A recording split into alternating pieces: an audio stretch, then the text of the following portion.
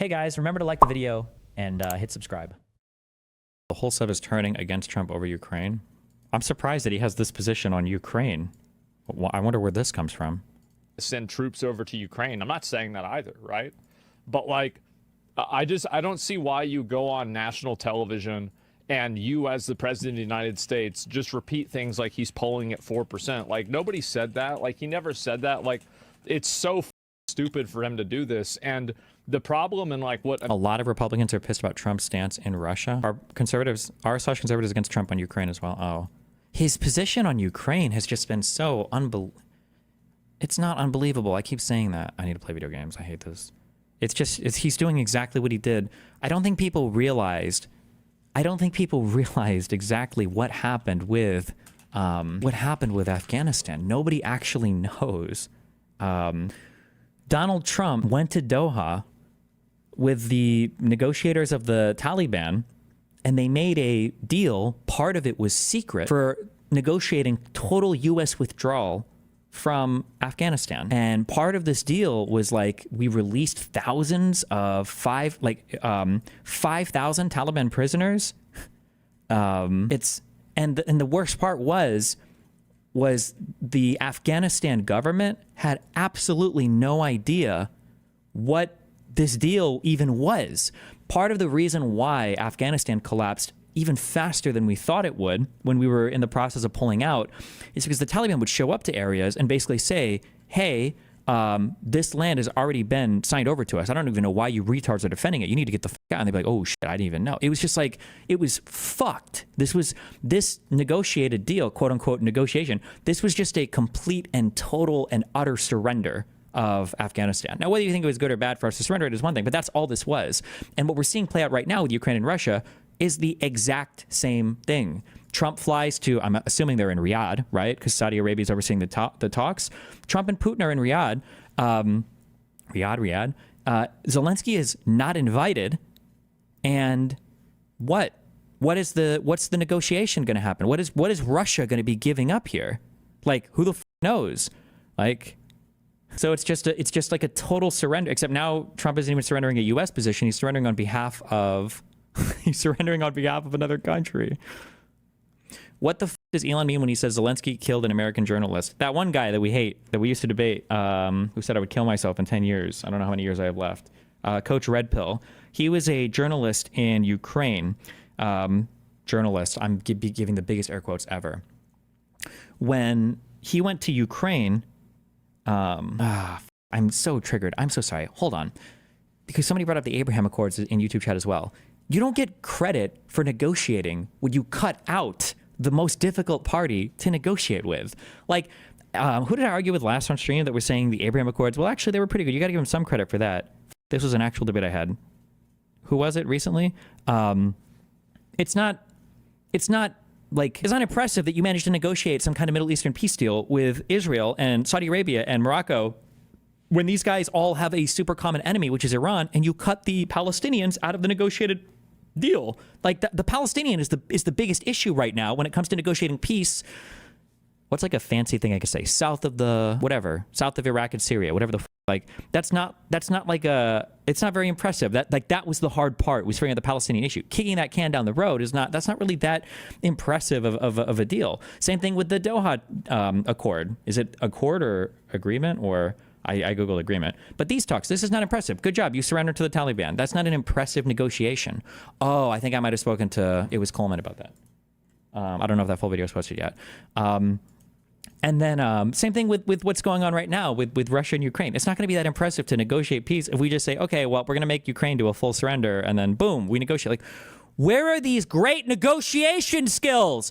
Like, at the very least, in an ideal world, at the end of 4 years of Trump, and this is what really pisses me off about conservatives, I should be grumbling and like, oh, Trump, I hate him, blah, blah, blah, blah, blah. But then conservatives should be able to be like, yeah, you hate him, but look what he did for this country. How mad are you that our economy is rocking, that we've got the strongest alliance ever, that we trashed Russia with Trump's crazy negotiating abilities, right? That we've got some of the most favorable, like, how mad are you? And it's like, you Trump. That should be me. But it's not. Instead, I'm just like, watch my country being destroyed and our alliance with Europe being destroyed. That speech that Vance gave was crazy. That's like a historically insane speech to go over to Europe, be like, you guys don't have freedom of speech anymore. What I saw on X. Right? That was an insane speech for Vance to give. It was an insane speech. What are we getting for all of Trump's crazy negotiating strategies? Give me one thing. Like, just show me something that we're getting for this. Because there's nothing. We're not getting anything. We're not getting anything for any of these strategies anywhere. We're not getting anything at all. Except triggered. We should read The Art of the Deal. True. What the fuck? Maybe it's all in there. Maybe The Art of the Deal is just giving up everything until somebody does you a favor in the future. I don't know, man. Jesus Christ. Annoys me about this the most is that there are a lot of things that Trump does that I agree with, right? Like, a lot of things I'm happy about. And I think the problem is that, like, I'm not a cultist, right? Like, I've never been a cultist. And so, well, not yet, at least. And anyway, I think some people are, and they... Have you looked at the German elections? Supposedly, I don't follow Germany close enough to know, but this is what I've been told by people that seem to follow it, and I trust them. The Center Party basically did really well for the elections. The AfD came in second, but they're not part of like the governing coalition, so they're not going to be part of the government, which is good. Apparently Trump, I saw truthed out. He's trying to take credit for like, oh, the conservatives rocked. Good job, guys. We're doing so well now. But like, they backed the AfD. The AfD did not win. They didn't perform as well as all these people thought they would or were saying they would on X. So that's good. So even though some conservatives in America are trying to claim that like, oh, look, the party we backed won, they did it. They didn't. The AfD did not do anywhere near as well as these people were hoping or praying they did. And they're not part of the government now, so... And so, well, not yet, at least. And anyway, I think some people are, and they feel the need to defend this. If you're a fan of Trump and you like what Trump is doing in America, it's completely okay for you to call this out and say, bro, this is too much. You need to tone this shit down. Stop doing this. You're causing us so much trouble. What the right? Jonathan Pye on Trump's Art of the Deal. Listen, Jonathan Pye, both sides way too much, which triggered me. But also, I'm tired of his little gimmick is, I'm good on it. Okay. And so that's really the way I think it. And that's the way I see it. I really don't care. Well, like, I kind of do in a way. Like, I can understand. Oh, fuck. You were about to explain the Gonzalo Lira situation.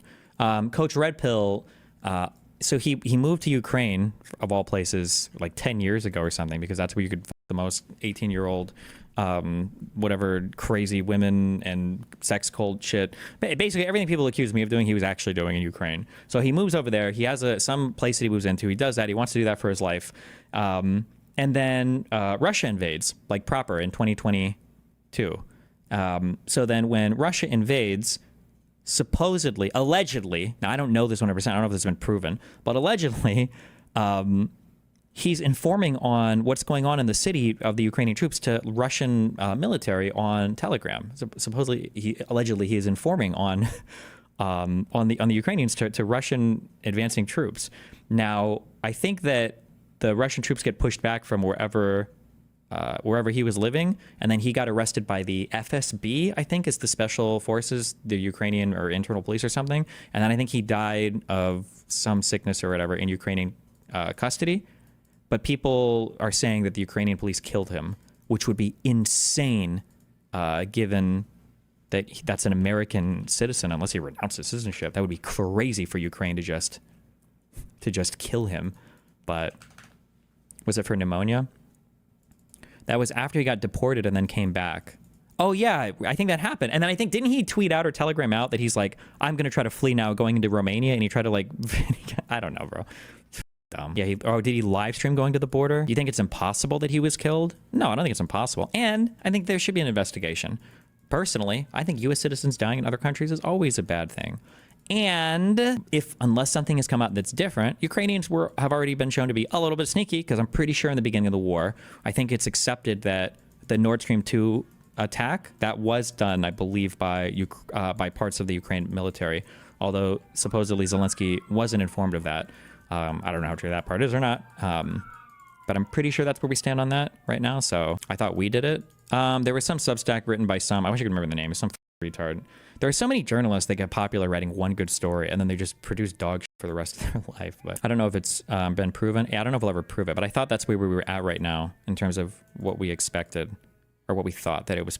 They were Ukrainian. It's not confirmed if they were state or non-state actors. Yeah, maybe. He was arrested for regularly revealing AA positions to Russia and was even caught red-handed taking pictures. his crossing the border video. Damn, I don't want to make fun of. Wait. Stand not caring, but I do think that it's problematic. And at the end of the day, using reckless language and openly repeating lies like this about Ukraine, I think is ridiculous. Antagonistic. It's negative about Ukraine. Ukraine got attacked by Russia. Hey, how's it going? It's been a while. I hope you've had. I don't want to shit on appearances, but damn, isn't he in his 40s or was he older than that? Hey, how's it going? You know what? I shouldn't even say that. It's not even that he looks like aged or that he's fucked. I think it's just that he probably needs to do something different with his hair because of how recessed his hairline is, and then he probably just needs to shave. Was he 55? I don't know if there's a wiki where it shows his age, but after around 6 months of war, I started supporting deploying U.S. troops to Ukraine. Do you support this? Unfortunately, I don't think that's responsible. It's just too scary for nuclear powers to fight directly like that. But it would have been nice to help them more, maybe. But that's hard to. I don't know. It's a rough situation. It's been a while. I hope you've had a good time. I didn't have such a good time. I spent 9.5 weeks in prison here in Ukraine. I've been out on bail since July 6th. Today is July 31st. And to prove the time, I just checked on my subscription. Defense Politics Asia, which is a pretty good channel, just put out a video called Niger on the Brink of Regional War. That should prove the time that I'm recording this video. Now, at the same time that I'm posting this video, I'm posting a long thread on my Twitter account. My Twitter account is Gonzalo Lira 1968. Gonzalo Lira 1968. Can you explain how Russia would ever fire a nuke without them getting invaded? Wouldn't MAD stop them from ever doing that unless their state is at risk of being destroyed? It's just once you've got two nuclear powers attacking each other, you're getting into an area where the public, bro, I'm going into like international relation military theory stuff that I don't have the greatest comprehension of. So this is just how I've come to understand it. So I could be totally wrong. I should just keep that in mind. But what happens is anytime a country is involved in military stuff, if you start losing soldiers or like big deaths start happening on your side, the public usually demands some kind of retribution. This is why every time somebody dies or gets killed by some country, there's immediately a statement saying, we are going to retaliate, usually followed by some kind of measured retaliation. The most recent example I can think of is when we killed, the biggest one, when we killed Soleimani in Iraq, Iran said, we're going to respond, and they attacked an embassy, and then they blew up one of their own commercial planes on accident. And then it's obviously happened a lot between Israel and Iran. We're going to respond, right? You just have to do that.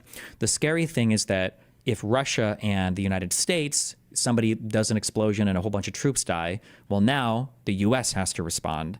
And it's like, okay, well, oof, if we start getting into a call and response, a back and forth between nuclear powers, and nukes are somewhere along this chain of response, that's just a really scary world to be in, and nobody wants to risk that, basically, because the feeling of any potential nuclear conflict is just so not good to the world. This is why